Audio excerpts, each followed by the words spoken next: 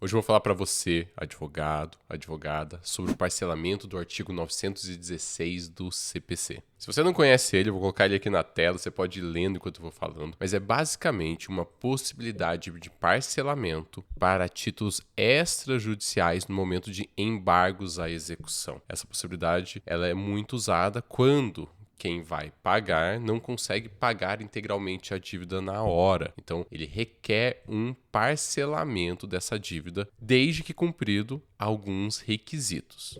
Primeiro requisito: ele tem que ser proposto em embargos de execução de título extrajudicial. Dificilmente esse instituto do parcelamento do valor a ser pago é aceito em fase de cumprimento de sentença. Vou colocar até uma decisão aqui do TJSC, TJ de Santa Catarina, a respeito da impossibilidade de aplicação do parcelamento do artigo 916 nesse momento, e a maior parte dos tribunais vai no mesmo sentido. Então, ele é um instituto que você vai utilizar no momento de embargos de execução de um título extrajudicial. Segundo requisito: para requerer o parcelamento, você precisa fazer a assunção da dívida. Então, primeiro você assume a dívida e fala: esse valor que está sendo cobrado é realmente devido e eu assumo essa dívida. Então, a assunção da dívida é requisito obrigatório para o parcelamento. Próximo requisito: você precisa, o teu cliente, né? Não é você, o teu cliente, ele precisa realizar um depósito de 30% do montante devido,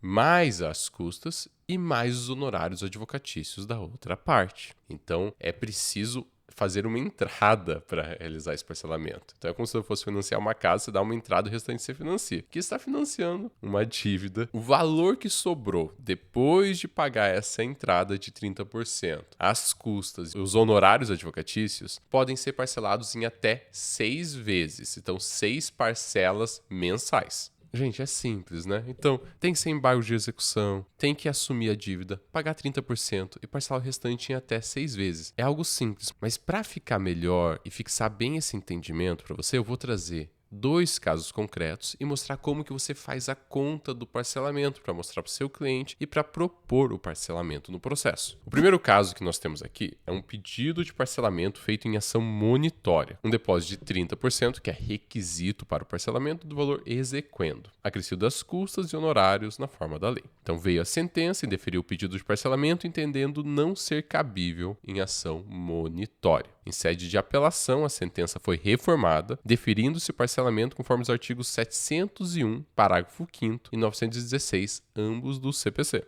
Nesse caso específico, teve um detalhe processual que tinha uma divergência da assunção e do valor cobrado, mas a divergência era de 1 centavo. E o juiz falou: olha, essa divergência é insignificante, então isso aqui não é óbice para realizar o parcelamento no caso concreto. E faz sentido, né? Imagina parar o parcelamento por causa de 1 centavo de diferença, gente. Seria até ridículo, né? E eu vou mostrar como que é feito esse cálculo aqui no cálculo jurídico. Você pode fazer em planilha, pode fazer na mão, se quiser, faz, né? Mas aqui no cálculo jurídico a gente tem uma calculadora específica desse parcelamento, onde você coloca a data do requerimento do parcelamento, o valor a ser executado, custas processuais, honorários advocatícios, honorários de sucumbência, informa em quantas vezes você quer realizar esse parcelamento, até 6 vezes, a data de vencimento da primeira parcela, o índice de correção monetária, normalmente o índice de correção monetária do tribunal que você está trabalhando, lembrando que o cálculo jurídico tem mais de 90 índices de correção monetária, então tem qualquer coisa que você precisar vai ter aqui no cálculo jurídico. Vou colocar Sergipe, por exemplo. Os juros de mora, normalmente 1%, salva,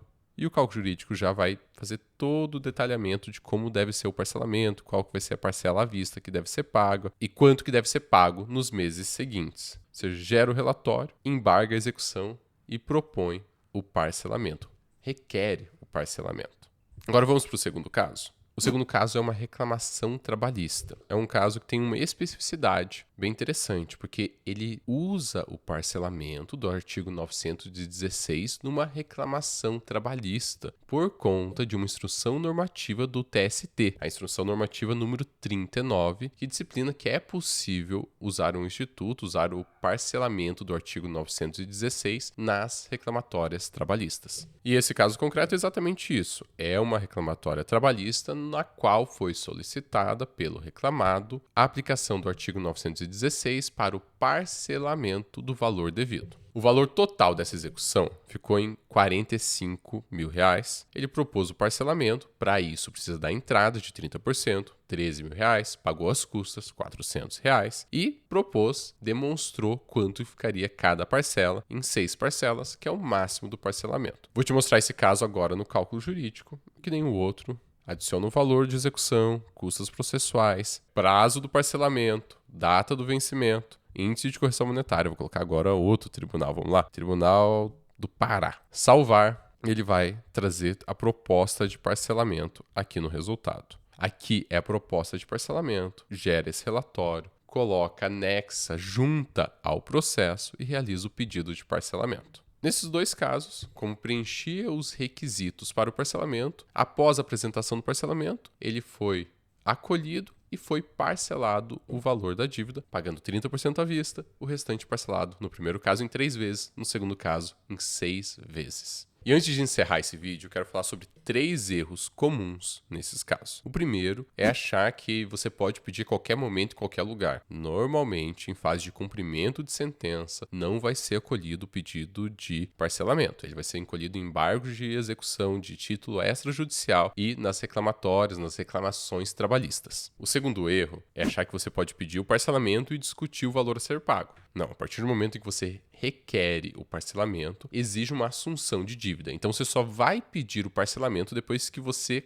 concorda com o valor a ser pago. Não faça antes disso, senão você está assumindo a dívida e não tem mais o que ser discutido. E um terceiro erro é você somar no montante principal custas e honorários para depois aplicar os 30%. Não funciona assim. Do montante principal, você retira 30% a título de entrada e acrescenta-se custas e honorários advocatícios. Então, custas e honorários advocatícios são pagos à vista no momento da entrada. Eles não são parcelados junto com o restante. Você viu? É um instituto simples, depois que você entende como funciona, quando se aplica. Com o cálculo jurídico, você faz esse cálculo muito rápido. 2 minutos ele está pronto. Ele está com um relatório com todos os requisitos legais para apresentar ao processo. Ou você pode fazer isso numa planilha, na mão, se você quiser também. Se você gostou desse vídeo, se entendeu como funciona a aplicação do artigo 916 do CPC, curta esse vídeo, se inscreva aqui no canal do Cálculo Jurídico, que nós estamos trazendo conteúdos de diversos serviços jurídicos aqui para o seu escritório de advocacia. Obrigado. Até mais.